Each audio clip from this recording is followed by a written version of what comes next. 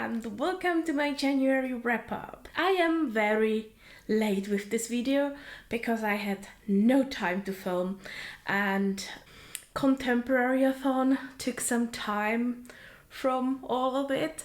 So I'm just getting to it right now. February is almost over. I'm so sorry. I will go through my books and through my stats and hope you are going to enjoy it. There are 5-star reads. There is also 2-star reads. So stay tuned.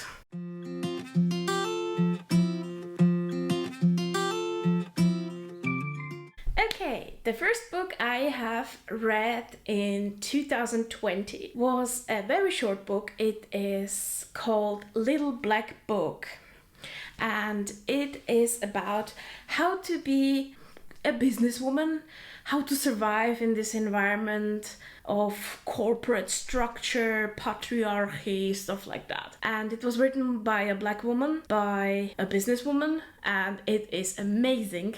I gave it 4.5 stars because it is an amazing book. If you have never heard or read something about being a businesswoman, if you have heard and watched TED Talks on it, you kind of know what is going to be in there. It's nothing particularly new, so that's why I substituted this half point, because a lot of it I knew already. But if you are starting in business, I highly recommend it. If you're thinking about doing a career, pick it up. The next book I have picked up is actually What If It's Us by Becky R. Vitale and Adam Silvera. And this book is a contemporary, it's gay, it's about 2 guys meeting in a post office. One of them is kind of going through a breakup, the other one is not from New York, and they meet by chance, and one of them, the very happy one, kind of thinks it's fate. So there is this cute thing where they are kind of trying to find the other by any means possible, like on Reddit, on Craigslist, in a coffee shop. It's cute. I gave this book actually just 3 stars. Let me explain. This book is cute, but kind of basic and kind of childish. Don't get me wrong, but if you're reading it, this was written by 2 authors, and you see it. You see that Arthur was written by Becky, because it's a kind of energy behind it that already was in Simon and the Homo sapiens agenda. And Ben is very melancholic, and what I've heard about other books from Adam Silvera, it kind of falls into that category, so you get it. So in my eyes, the collaboration didn't work entirely. It felt sometimes like forced relationship drama, just to be emotional. And yeah, I'm not regretting reading it, because there's a character I really love, and that's the best friend of Ben. And he is adorable. He has panic attacks, he has a heart problem, and he's the best dude ever. I love him. So this book is okay. It's not the best gay romance out there, but if you're into this fate and cute and high school thing, yeah, maybe pick it up. Warning, it's almost 500 pages. The next book I've picked up is actually Memory Police by Yoko Ogawa. And this is my first 5-star read of 2020. Yay! Okay, this book. Have you seen my bookish goals of 2020? I want to read more Japanese literature because of this book. This book is about a society I would say that's in Japan, and they lose the concept of things and entire memories of things. And it's coordinated by a very dystopian government. And some people still remember, and those are haunted and prosecuted by this government. Most people don't remember anymore, and they lose entire concepts of roses, of books, and it gets more and more abstract. It's very emotional. It's very deep. I think this is one of the most beautiful things I've read. It made me cry, and I just think if you like sci-fi and like very emotional things, you should read this. It's good. After The Memory Police, I actually picked up a non-fiction audiobook that's called Art of Happiness by the Dalai Lama, but it's not really by the Dalai Lama. This is actually the worst read of my entire month. I gave it 2 out of 5 stars because this book was supposed to be full of teachings by the Dalai Lama, full of this happiness, full of this empathy for humanity, and the book is actually full of just interviews with Dalai Lama conducted by an American psychiatrist, and honestly, I don't like him. I don't like his opinions. I hated everything he said in that book. I just wanted to read about Dalai Lama, his opinions, his view on humanity, and not his. So I didn't enjoy that, and I gave it a very low rating. There are better books out there convening the views behind this culture. Just keep your hands off this. Don't do it. The next book after that I've picked up is Brave Face by Sean Hutchinson. So this book is kind of a mix between contemporary and autobiography, and I was really looking forward to this book. I really was, because it's about a gay teen. It's about him having problems in high school, about his coming out experience, about depression, about a suicide attempt, and about a recovery. And actually, this book kind of felt like reading a contemporary because it's written in dialogue. It's not as descriptive as most autobiographies are. So if you have never read an autobiography, this would be a good start, but I don't recommend it. So I gave this 3 out of 5 stars. I first considered not giving it a rating at all because I think it's controversial to rate this. My problem with this book is that it focuses on the depression and describes a suicide attempt very explicitly, and the recovery from it, the thing that I am looking for in autobiographies like this, the way he recovered, he found hope. It's not really in there. It's like 5 pages and it's a summary of the rest of his life.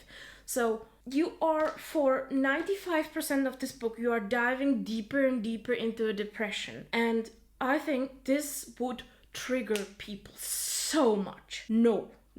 If you are in any way in a very bad place, if you are depressed, stay away from this. No. If you're okay, if you have maybe gone through the coming out thing, gone through depression, maybe read this if you like the author, but there are heavy trigger warnings, and I don't think this is a good autobiography. This is not the way to write a memoir, I think. So I gave it 3 out of 5 stars because the experience of internalized homophobia, the experience of coming out, it's very well written in here. So it does this thing well. But no, I don't want to see teens reading this and getting depressed, so stay away. After that, I have read a book that was very anticipated in January by a lot of people. I have read One of Us is Next by Karen M. McManus. So this is the sequel to One of Us is Lying. And I kind of liked One of Us is Lying. This was one of the first YA books I read 3 years ago, I think. And it was good. I liked the view into Simon at the end. I would recommend that book, but I would not recommend the sequel because, this falls so flat for me. I wouldn't say it was entirely boring because some of the characters are kind of these likable high school people. You kind of see the characters from the first book as side characters, so that's okay. But I think the entire mystery and murder in this is boring as hell and not developed well. No. If you have read the synopsis, this was supposed to be a murder game. This was supposed to be a truth and dare game with murderous results. Well, the game is played maybe for a third of the book, and afterwards it just family drama. There is no view into the villain. There is nothing clever about it. The very big plot twist at the end is stupid and I didn't like it, and I give this book 2.25 stars out of 5. It's not the 1 star, it's still kind of meh. I just don't recommend it. Meh. Not my thing. Not a good sequel. The first book is better. Stay there. Yeah. After that, I have actually picked up Birthday Girl by Penelope Douglas, which is a smutty book. It's a romance, and it's about a girl who has a boyfriend who is kind of lazy, he doesn't treat her very well, and they lose their flat. And they move in with his dad, who she accidentally meets before she knows he's the dad of her boyfriend. And she kind of likes him, and she moves in with him, and the boyfriend kind of isn't there much, and well, a thing starts to develop between her and the dad. So if you're into that, there's age difference, so hey. But it's actually written quite well. It's not my favorite Penelope Douglas smutty book, but it's still okay. I think she's written quite well. The thing I hate about the book is that the main character, the father, is actually called Pike, which is a terrible name for a romance hero. And I just can't read intimate scenes with someone called Pike. No. But otherwise, it's quite good. If you like romance smutty things, check it out. I gave Birthday Girl by Penelope Douglas 4 out of 5 stars. The next book I have picked up in January is called Winterwood by She Earnshaw. This book is about a girl who comes from a long line of witches. She lives next to a lake, and there is a boy camp on the other side. She goes during a full moon into the forest and finds a boy who got lost 3 weeks before in the forest. And she kind of wants to find out what happened to him, what happened the night he disappeared, and supposedly another boy died. This is very wintry, the lake is frozen, there is this amazing atmosphere which she already had in her other book. How is it called? Wait. Her other book was called Wicked Deep. This had also a very good atmosphere. If you like Wicked Deep, I recommend this, but don't read it like right after each other, because they are very similar. I liked Wicked Deep better than I liked Winterwood, but I think I will reread this during Halloween maybe. I don't know. But the winter stuff is good. I think I guessed the mystery in this very early on. I liked it more in the end than I've liked it in the beginning. So I gave this book 3.25 stars out of 5. Witchy book. Pick it up if you like. After Winterwood, I have picked up something I had on my TBR for such a long time. It's called Every Heart a Doorway by Shannon McGuire. Last year, I've loved Middle Game by Shannon McGuire, and I've heard her Wayward Children series is amazing, so I've picked up the ebook. It is amazing. I gave this 5 out of 5 stars. It was so good.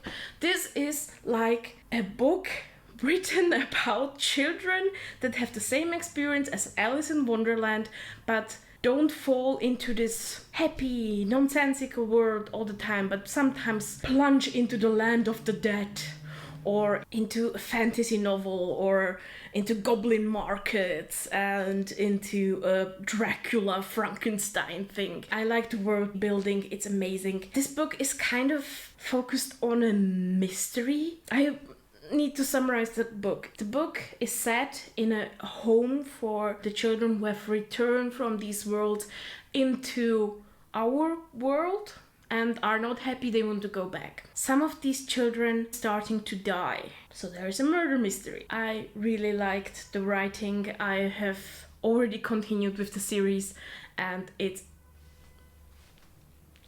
so good. Perfect concept. Love it. So the second to last book of this month is something I have also in my bookish goals. I have picked up Calibans War by James S.A. Corey, which are two authors collaborating to write the Expand series. I have read the first book of the Expand series last year after having it for 2 years on my TBR shelf, and I gave it 5 out of 5 stars. It was amazing, one of my favorite books of 2019. I've picked up the second book in January and I also gave it 5 out of 5 stars because it's amazing. I love this universe so much. Oh my god.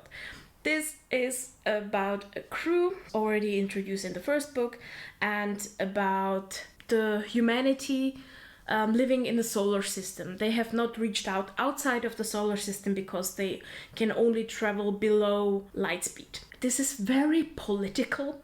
This is not dystopian. It's just about humanity, how stupid they sometimes are and how emotional and just plainly human they are. We are not perfect, and this is exactly playing out how not perfect we are. The main plot of this thing is starting war between Earth and Mars, and there is also an alien virus that is mutating, and people are stupid enough to experiment with that stuff. So, this is very good sci-fi. It's the second book out of 9, and this is my big project of 2020, and I love this. Amazing. Will continue very soon. The last book I have picked up in January is also a follow-up to one of my favorite books of 2019. I loved On a Sunbeam by Tillie Walden, so I've picked Are You Listening by Tillie Walden, and this book